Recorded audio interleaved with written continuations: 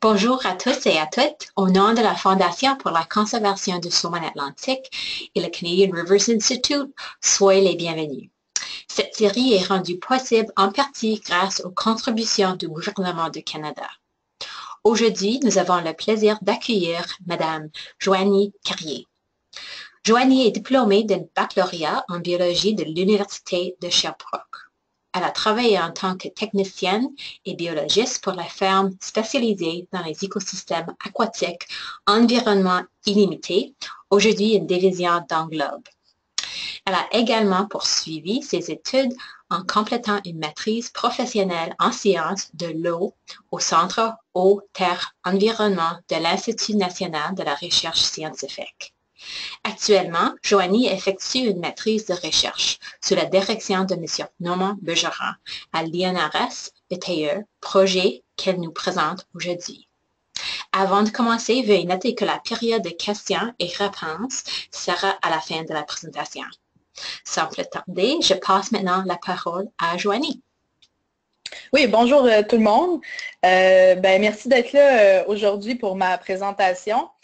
Puis aussi, je veux remercier la Fondation de conservation du saumon atlantique de m'avoir invité à présenter mon projet. Donc, sans plus tarder, je commence ma présentation en prenant le temps de remercier en premier lieu les différents partenaires qui rendent ce projet-là possible. La Fondation de conservation du saumon atlantique qui finance le projet qui a été développé par le Conseil de gestion de bassin versant de la rivière Restigouche en collaboration avec l'Atlantic Salmon Federation et l'INRS. Donc, je veux aussi remercier les gens qui ont participé au projet de près ou de loin, et particulièrement Marie-Camille Saint-Amour qui a travaillé avec moi sur le terrain, et aussi David Leblanc qui est le PDG du Conseil de bassin versant de la rivière Restigouche qui nous a apporté aussi soutien logistique et matériel tout au long du projet.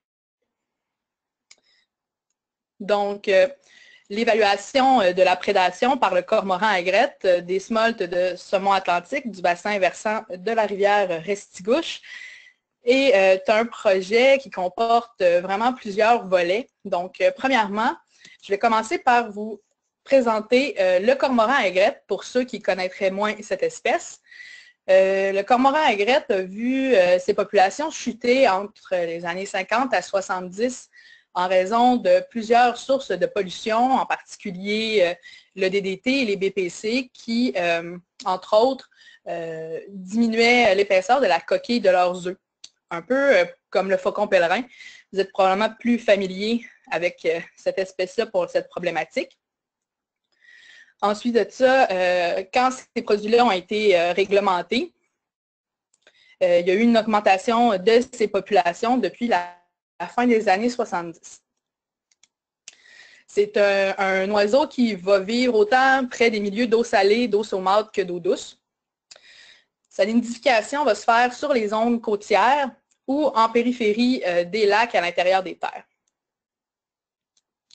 C'est un prédateur qui est généraliste et qui est opportuniste et aussi piscivore, c'est-à-dire qu'il va se nourrir d'espèces de poissons qui lui sont facilement disponibles à proximité et en quantité aussi. Son régime alimentaire va être constitué principalement de poissons, comme je le disais. La taille optimale va être dans le coin du 15 cm. Il va aussi se nourrir de crustacés et de mollusques. Puis aussi, c'est intéressant de mentionner qu'il peut manger entre 300 à 500 grammes de poissons par jour par individu.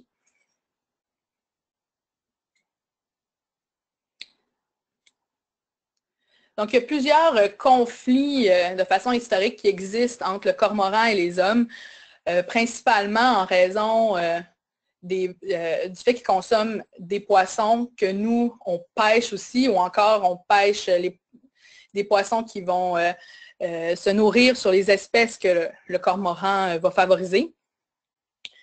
Une des problématiques intéressantes est celle-là au niveau des Grands Lacs de Little Galoo Island. Ici, j'ai mis quelques données qui datent de 1998 d'une étude de Johnson et al. On peut voir ici que le cormoran de cette colonie-là consommait environ 174 000 kilos de perche chaude, alors que la pêche du côté est du bassin du lac Ontario comptait pour environ 28 000 kilos de perche chaude qui étaient pêchées. Puis au niveau de la pêche sportive, c'était environ 6 600.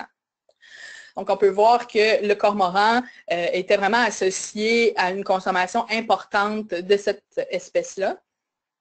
Ce qui était un conflit aussi parce qu'il y avait des baisses de population dans les poissons visés par la pêche commerciale.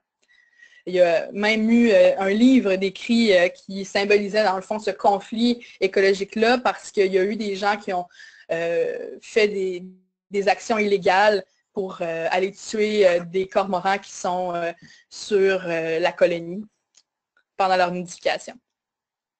Maintenant, si on se rapporte à plus près de chez nous, au lac Saint-Pierre, au Québec, il y a une problématique au niveau de la population de perche chaude.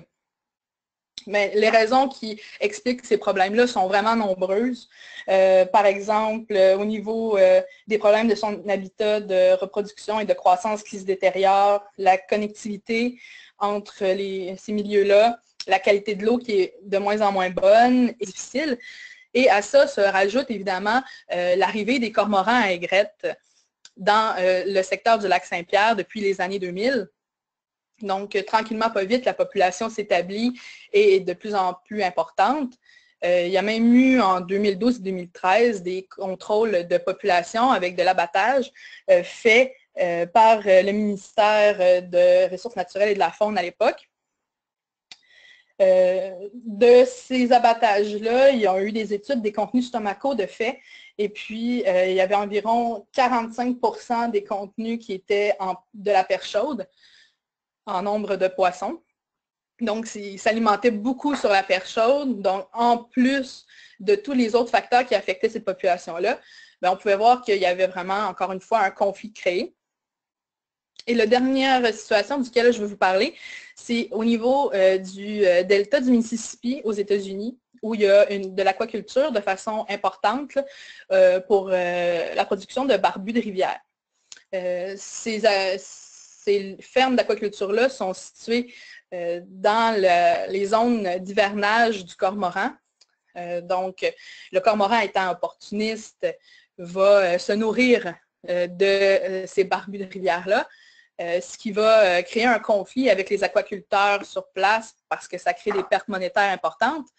Mais aussi, si on voit de façon plus large la problématique, les cormorans, pendant leur hivernage, vont avoir accès à une nourriture abondante et de qualité. Donc, quand ils vont revenir au printemps, nichés dans nos régions, ils vont être en santé et aussi ils vont être encore très nombreux.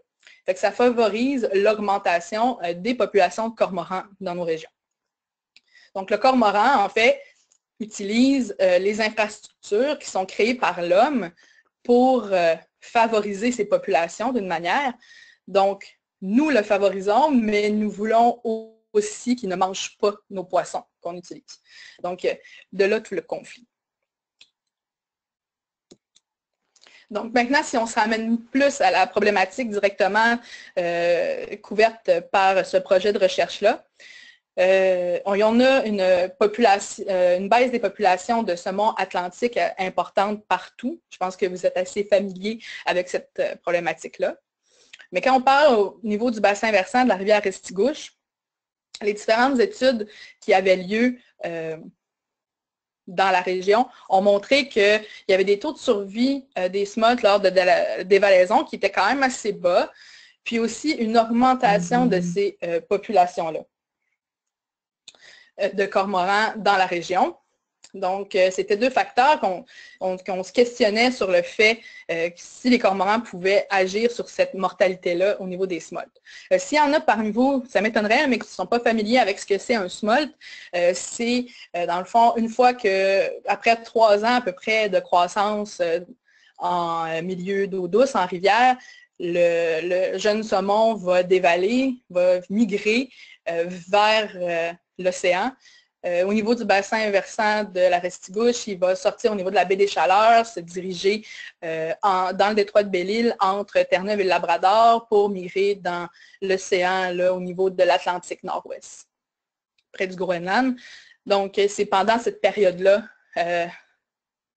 que le smolt serait, lors de sa dévalaison, au niveau de la baie des Chaleurs puis de l'embouchure de la rivière Restigouche, une proie potentielle pour le cormoran. Donc, il y a eu une simulation de l'impact potentiel des cormorans sur les smolts par Daniel Fréchette en 2013. Par contre, ce qu'on utilisait pour ce modèle-là, c'est seulement des valeurs théoriques de la composition du régime alimentaire du cormoran. Donc, les intrants du modèle, on avait des données locales, qui est le nombre de cormorans, on avait l'abondance des smolts et la taille de ceux-ci. Puis, on utilisait des données de la littérature au niveau des besoins énergétiques du cormoran de façon quotidienne, puis aussi de la densité énergétique des smolts.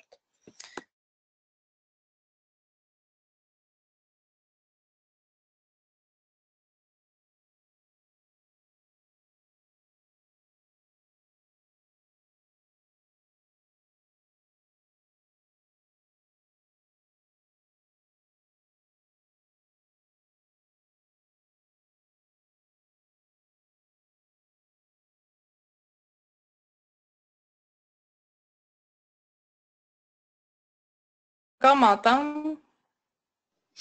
Joanie?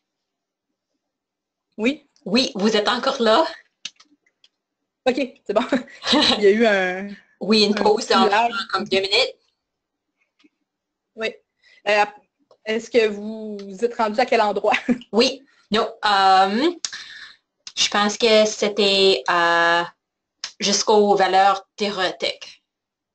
Théorique, OK. Oui. Parfait. Bon, ben, je reprends ici. Donc, on a les différents intrants du modèle qui sont le nombre de cormorans, l'abondance des smolts et leur taille. Puis aussi, on utilisait pour le modèle des données de la littérature pour les besoins énergétiques du cormoran par jour, puis aussi de la densité énergétique des smolts. Puis le pourcentage alimentaire du régime alimentaire qui était composé de smolt, ce sont des valeurs qu'on utilisait qui sont théoriques.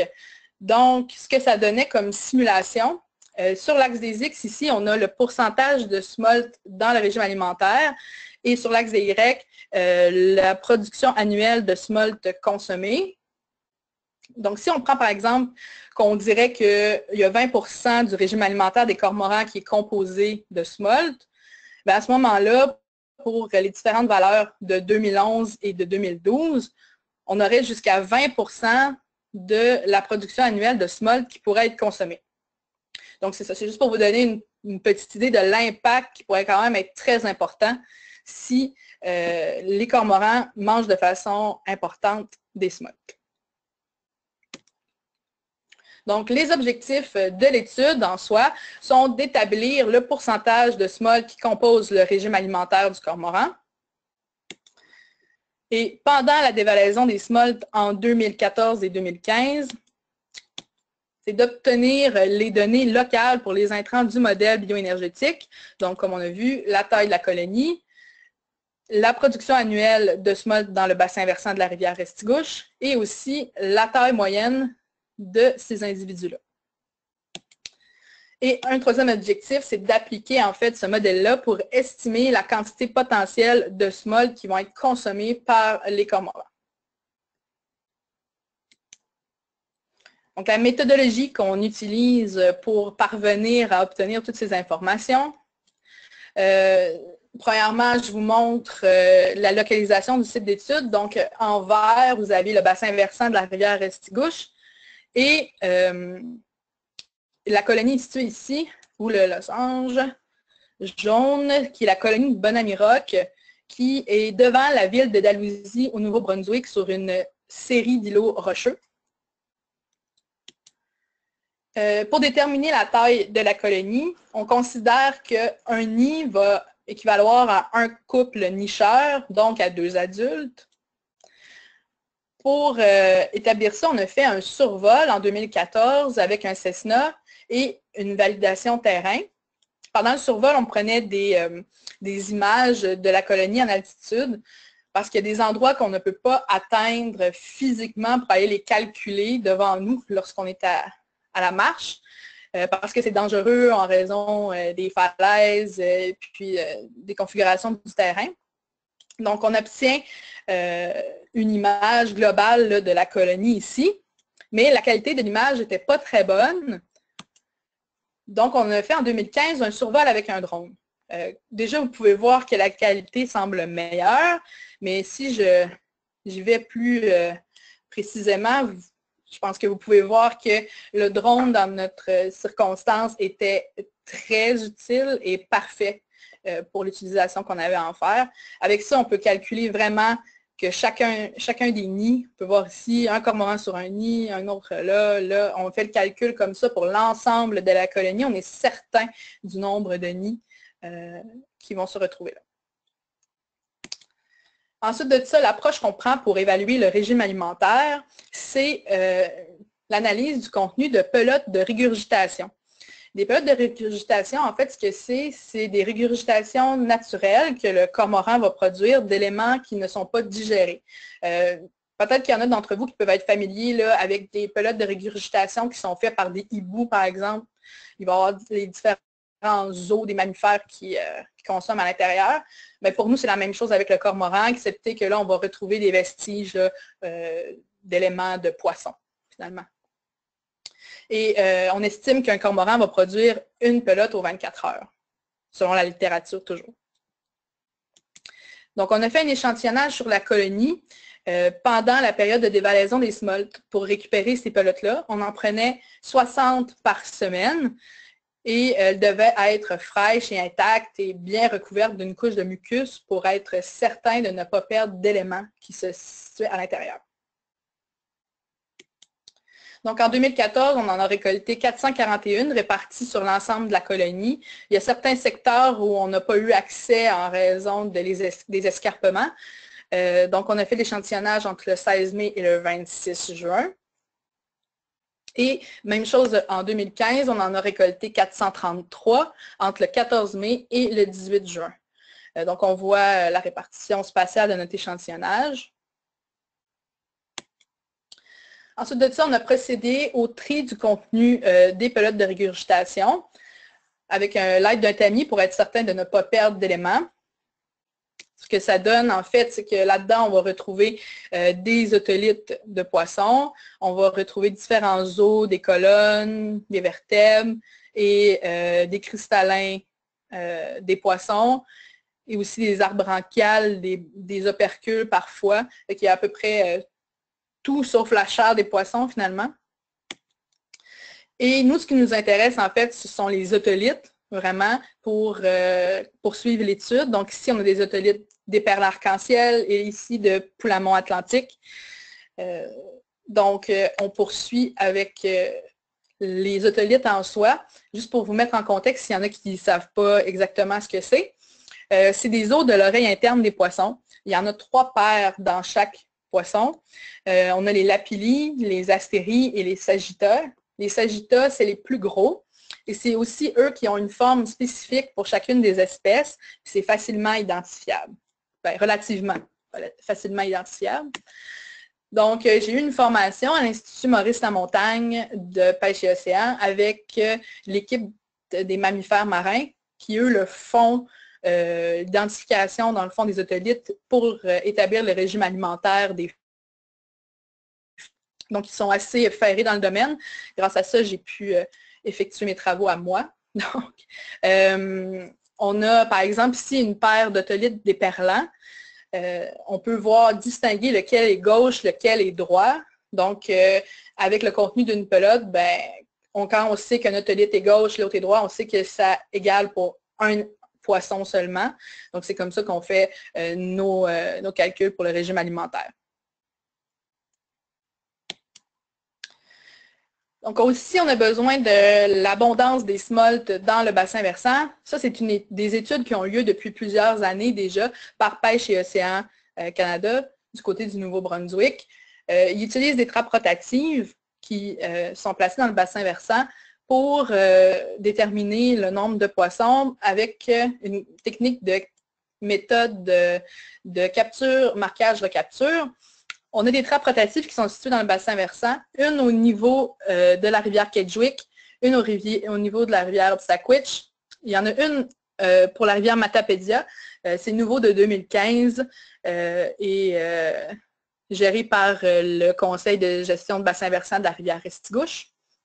Et il y en a aussi deux sur la rivière Restigouche en elle-même.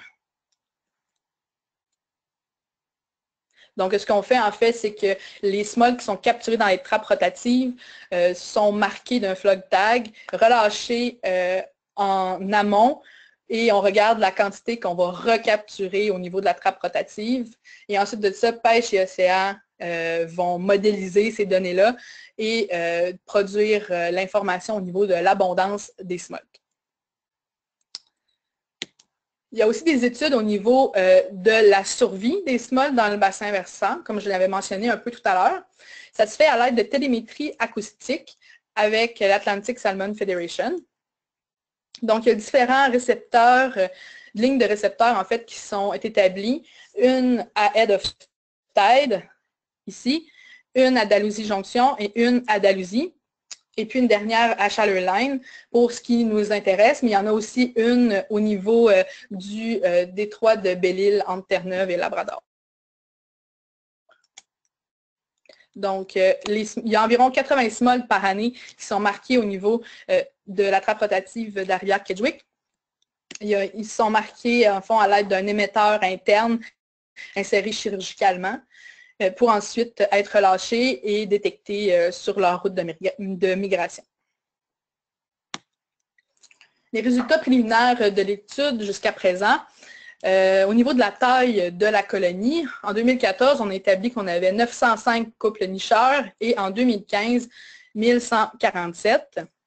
On ne peut pas vraiment établir de tendance ici s'il y a une augmentation ou non vraiment de la population parce qu'on n'a pas les données temporelles pour ce qui est du nombre d'individus sur la colonie. Mais on a des informations locales qui nous disent que auparavant, peut-être avant les années 2000, il n'y avait pas vraiment de cormorans sur Bonami Rock.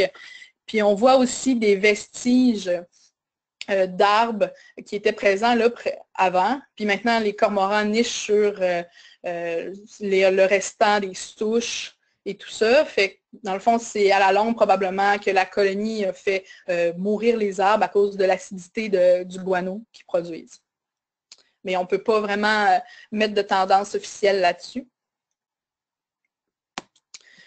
Maintenant, ce que je vous montre, en fait, c'est le fait que notre échantillonnage de pelote a vraiment été fait lorsque les smolts se dirigeaient dans le secteur de la colonie. Donc, je vous montre les données de détection des smolts qui ont été marquées et relâchées au niveau de la trappe rotative à Kedgwick avec les émetteurs de télémétrie. Donc, on a les différentes lignes de récepteurs à Head of Tide, Dalhousie Junction, Dalhousie et Chaleur Line. Puis, les dates où il y a eu des détections des smolts qui ont été marquées le 22, 23 et 25 mai. Donc, la section qui nous intéresse le plus, en fait, c'est au niveau de Dalhousie, ici, qui est voisin, en fait, de la colonie de cormorans. Donc, si on prend les données avec les dates où les smolts ont été relâchés, au plus tôt, les smolts ont été détectés 6 jours après le moment où ils étaient à Kedgwick, et au plus tard, les derniers qui ont été marqués, 10 jours plus tard. Donc, en prenant ça comme information, on peut transposer ça avec le pattern de dévalaison des smolts au niveau de la rivière Kedgwick. Donc, ce qu'on a sur le graphique ici, c'est le nombre de smolts qui étaient capturés à chacune des journées à la trappe rotative de Kedgwick.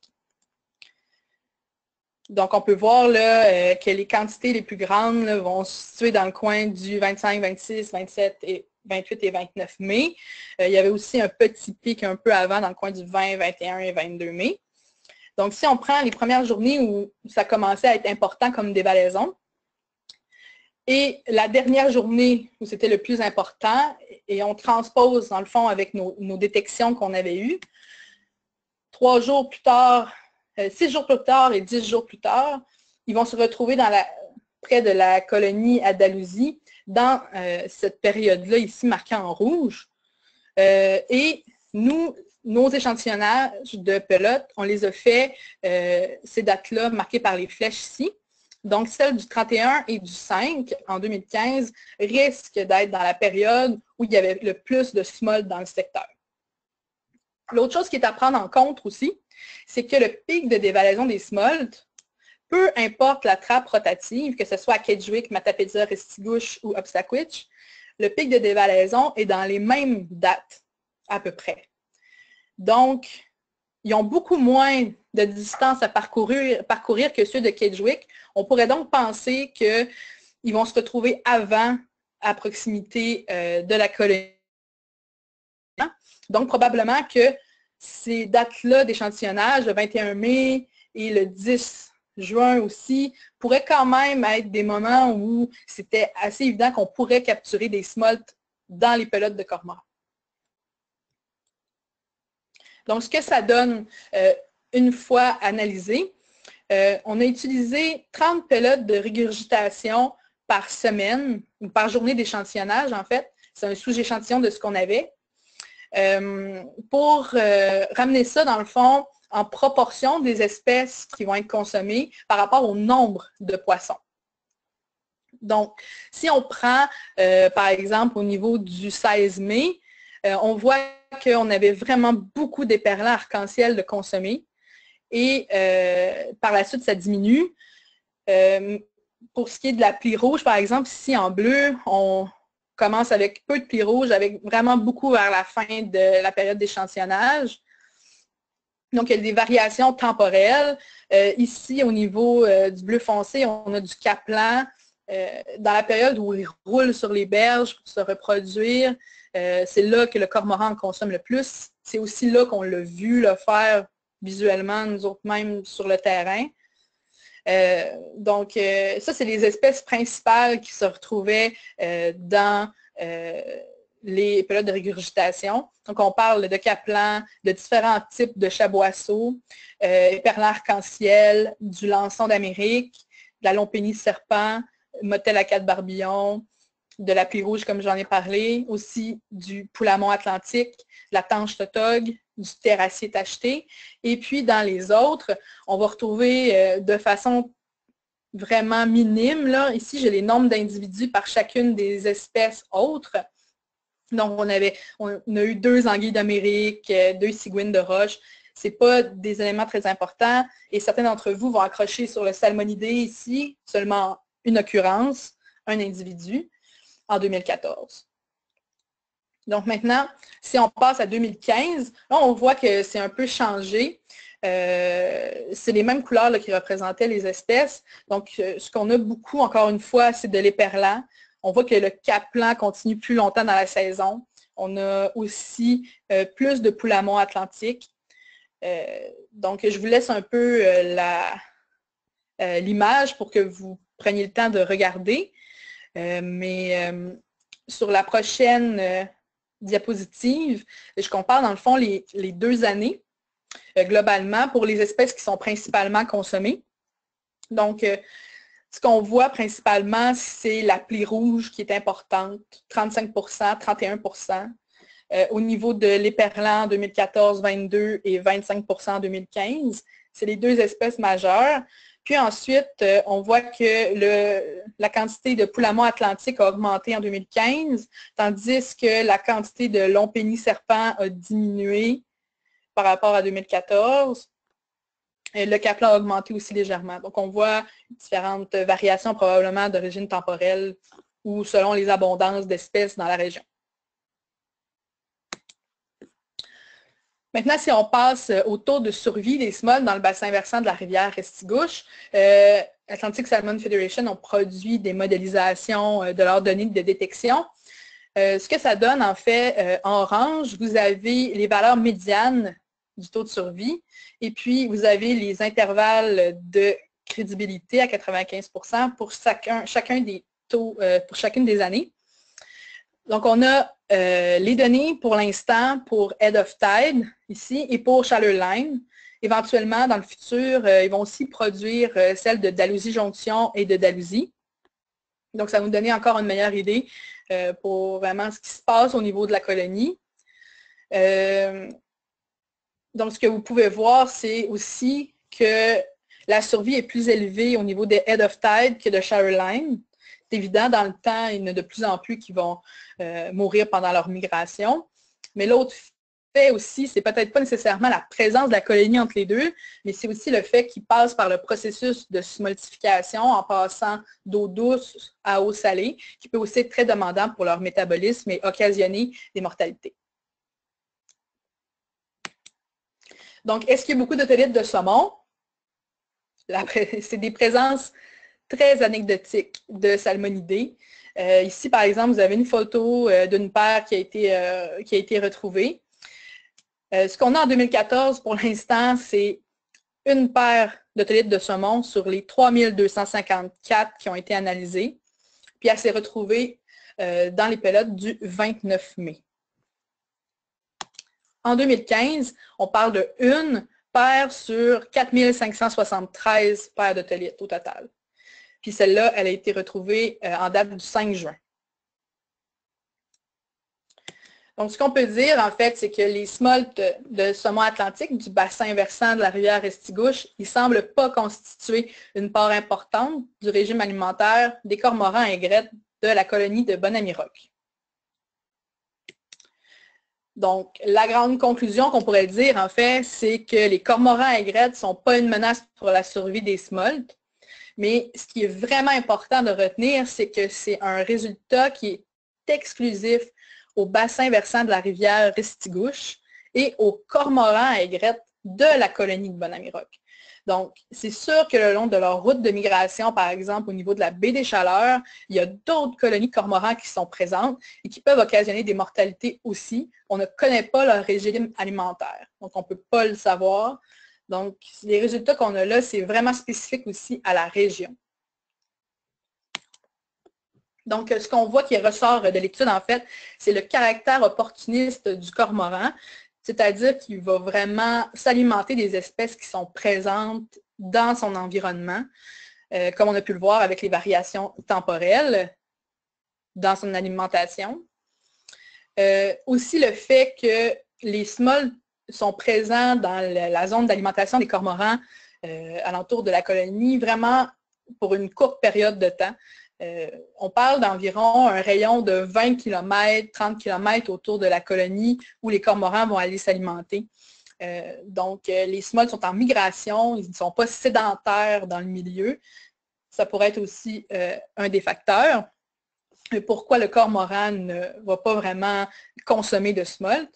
Puis aussi, tout l'aspect de la synchronicité des abondances des différentes espèces de poissons. Par exemple, j'ai parlé du caplan tout à l'heure, qui roulait sur les berges. Le cormoran va alors en consommer. Pour ce qui est de la pluie rouge, il y en a beaucoup dans son alimentation. Mais la pluie rouge, elle se reproduit au niveau des barachois. Par exemple, dans le coin de Carleton, il y en a qui ont été observés pendant les périodes du mois de mai et juin. C'est une raison pourquoi on pourrait en retrouver beaucoup dans le régime alimentaire. Donc, ces facteurs-là mis ensemble, en fait, c'est un peu comme une protection contre la prédation pour les smolts, parce que les cormorans, ils ont tellement autre chose à manger qu'ils ne vont pas cibler cette espèce-là. Aussi, c'est un milieu qui peut se comparer un peu à un estuaire, l'embouchure de la rivière Restigouche. Ces endroits-là, c'est des endroits très productifs. Il y a vraiment beaucoup de proies disponibles. Il y a une étude en 2015 qui a été faite sur le grand cormoran en Europe, dans un estuaire. Et puis, ils ont étudié, dans le fond, les abondances des proies dans l'estuaire, puis aussi le régime alimentaire du cormoran. Puis, il y avait vraiment un chevauchement entre les deux. C'était pratiquement directement lié à ce qu'ils retrouvaient dans le régime alimentaire du grand cormoran.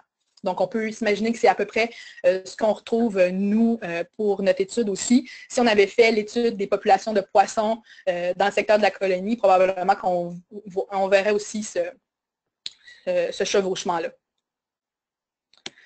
Donc, ce qui reste à faire au niveau du projet pour les prochains travaux, c'est dans le fond de considérer la composition du régime alimentaire en fonction du contenu énergétique des proies, excusez-moi, et pas seulement du nombre de poissons.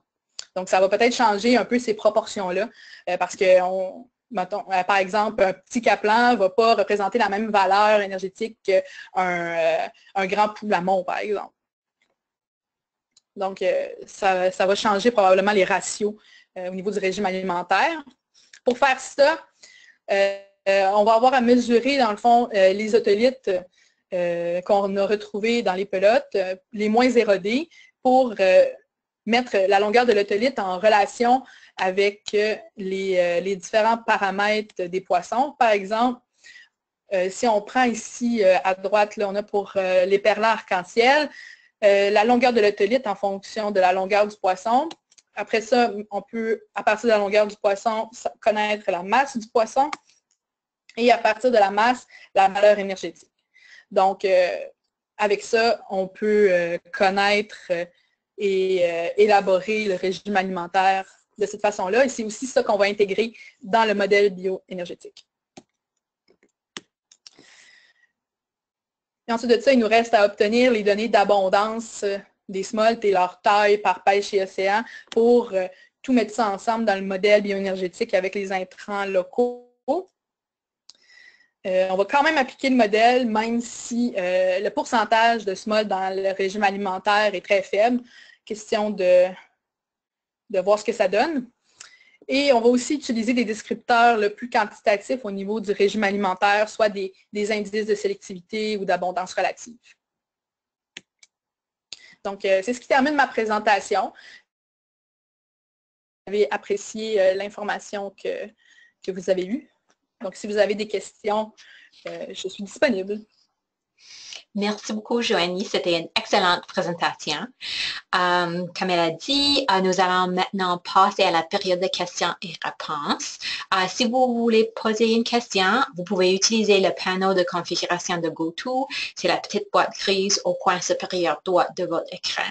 Donc, vous avez l'option le choix de tapez votre question et nous pouvons la lire à haute voix ou vous pouvez lever votre main, c'est l'icône avec la main jaune et la flèche verte et nous pouvons activer votre microphone.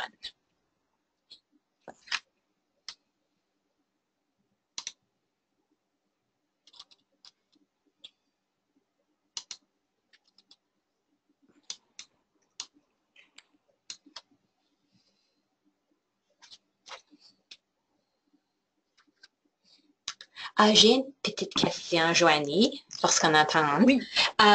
Y a-t-il des autres prédateurs de smoke dans le bassin versant ou est-ce que le cormoran est le seul qui est suspect? Ben, il y a différentes autres espèces probablement d'animaux qui vont, dans le fond, se nourrir là, sur les espèces de poissons, soit d'autres poissons aussi. Donc, par exemple, je sais qu'il y a des études là, au niveau des gens qui s'inquiètent beaucoup avec le bar rayé, son augmentation de population, puis tout ça. Il y a des études au niveau du régime alimentaire du bar rayé aussi. Mais je ne suis pas au courant vraiment des résultats de tout ça, là, mais oui, voilà, c'est pas mal ça.